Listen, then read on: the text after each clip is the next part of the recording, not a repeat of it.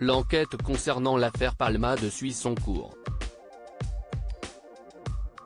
Ce vendredi 17 février, on apprend que les deux passagers qui se trouvaient à bord du véhicule de Pierre Palmade, parmi lesquels un très bon ami, ont été libérés, et ont été placés sous le statut de témoins assistés. L'un des passagers a fait savoir qu'il a aidé les blessés, a rapporté aussi BFM TV.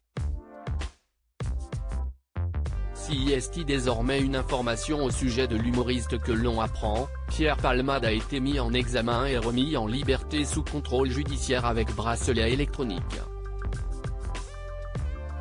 La prison était pour lui une perspective impossible comme il l'avait fait savoir il y a longtemps, évoquant même lui préférer le suicide. Le 16 février, la garde à vue de Pierre Palmade était prolongée après le grave accident qu'il a provoqué en fin de semaine dernière. Cela a permis notamment d'attendre que les deux personnes qui étaient avec lui dans le véhicule aient terminé leurs auditions, afin de recouper les informations obtenues avec celles données par l'humoriste.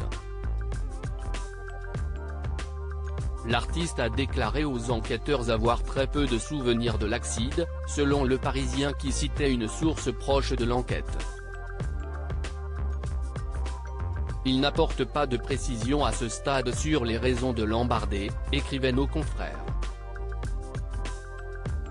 Il a seulement indiqué se souvenir être sorti de chez lui avec les deux passagers avec qui il faisait la fête. Lors de l'accident qui s'est produit le vendredi 10 février 2023 vers 19h, sur la D372 au niveau de Villiers-en-Bière en région parisienne, il était sous l'emprise de cocaïne.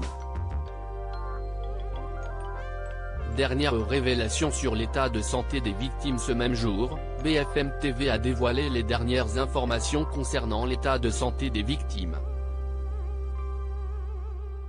Le père qui conduisait la voiture souffre de multiples fractures, il a son pied gauche très abîmé, il aura beaucoup de mal à remarcher. Son larynx a été enfoncé. Il a déjà été opéré 6 fois et qu'une 7e est à venir pour lui. Il aura à vie un traitement médicamenteux pour fluidifier son sang. Des dégâts sans limite sont constatés à sa jambe gauche.